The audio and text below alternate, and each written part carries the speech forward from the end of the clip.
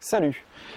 Je démarre 3 vidéos sur le triangle d'exposition. Alors, je sais que tout a déjà été fait, mais il me semble indispensable de le refaire, ces 3 éléments, parce que je m'aperçois qu'il y a encore énormément de gens qui ne savent pas ce que c'est et qui ne s'en servent pas. Tout simplement parce qu'il y a beaucoup de gens qui utilisent leur appareil sur le mode automatique. Aujourd'hui, on va voir la vitesse. Qu'est-ce que c'est que la vitesse?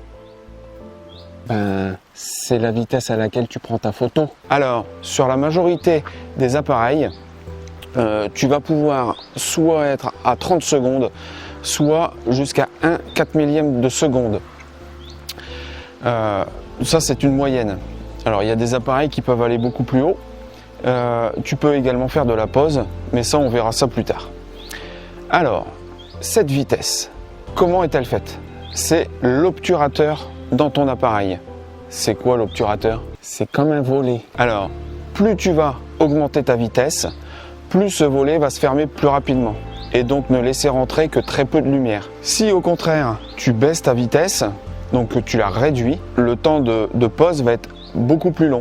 Donc le rideau va rester ouvert un peu plus longtemps et tu auras plus de lumière qui va rentrer jusqu'au capteur. Ta vitesse va te servir à plusieurs choses. Premièrement, ça va être pour toi créer du mouvement ou de figer le mouvement.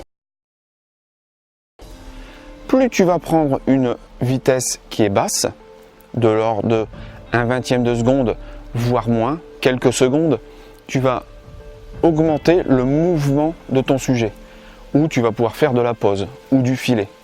Plus tu vas augmenter, 1 millième de seconde, un 2 millième, un 4 millième de seconde, plus tu vas figer le mouvement. C'est-à-dire que ça, tu ne le verras plus, tu ne verras juste que la main. Donc, en même temps, ça va t'apporter autre chose. La vitesse, plus tu vas augmenter ta vitesse, donc la photo va se prendre plus rapidement, moins tu as de lumière qui va rentrer dans l'appareil photo. Au contraire, si tu baisses ta vitesse, plus la lumière va avoir le temps de rentrer dans l'appareil photo. Alors, on récapitule. Si tu veux utiliser ta vitesse, tu te mets en priorité vitesse sur ton boîtier. Ensuite, ta vitesse, en 1, tu crées ton mouvement ou tu le figes.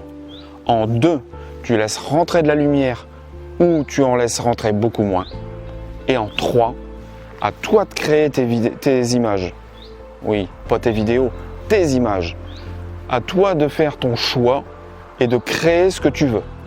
Et de ne plus être sur le mode automatique. Salut!